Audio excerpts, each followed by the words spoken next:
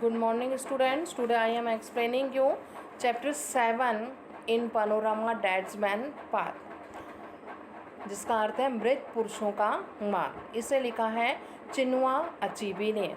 तो सबसे पहले इस पाठ के बारे में हम सुनेंगे। तो ये डैडमैन पाथ मृत पुरुषों का मार्ग तो काफ़ी आध्यात्मिक कहानी है, जो वहाँ पर ऐसी परंपरा थी। ये अफ्रीका की कहानी है।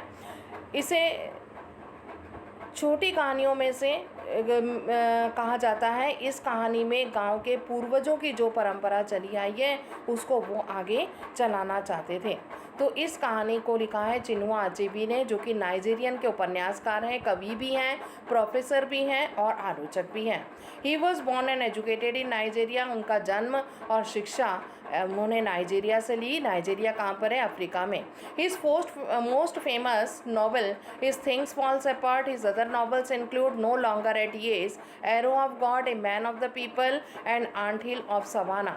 अचीबी writings expresses the Nigerian culture. तो चिनुआ अचीबी के लेखन में भाव मिलते हैं नाइजीरियन संस्कृति के, स्पेशली द ट्रेडिशन, खास करके उन परंपराओं के बारे में जो इग्बू समाज की है। The effect of Christian influences and the clash of Western and African values during and after the colonial era. तो यहाँ पर एक उपनिवेशिका युग के समय की बात बताई गई है। तो लोगों की परंपराएं आपस में टकराती हैं। तो इस कहानी के जो नायक हैं उनका नाम है Michael Obi. Michael Obi hopes were fulfilled much earlier than he had expected. Michael Obi की जो आशाएं थी और आकांक्षाएं थी वह पूरी होने की आशा करते थे कि जल्दी पूरी होगी।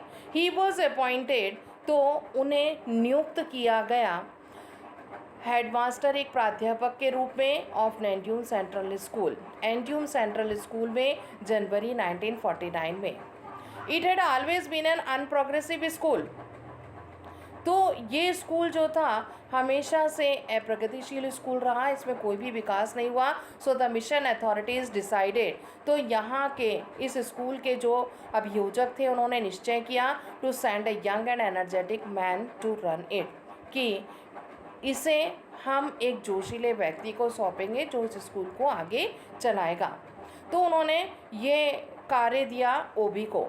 ओबी accepted this responsibility with enthusiasm. Underline करेंगे, ओबी ने इस रिस्पॉन्सिबिलिटी को, इस जिम्मेदारी को स्वीकार किया बड़े जोश के साथ। He had many wonderful ideas. उनकी बहुत अच्छी और शानदार योजनाएं थी इस स्कूल को चलाने के लिए।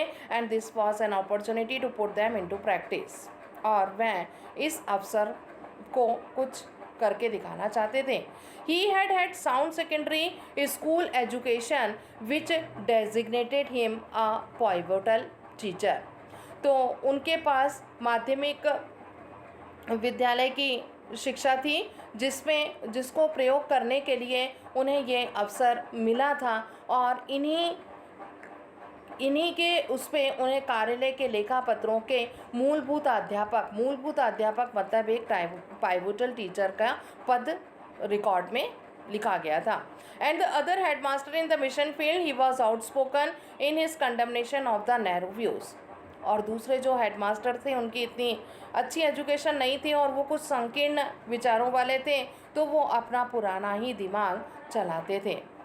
We shall make a good job of it, हम कुछ अच्छा करके दिखाएंगे, शांति करके दिखाएंगे ना।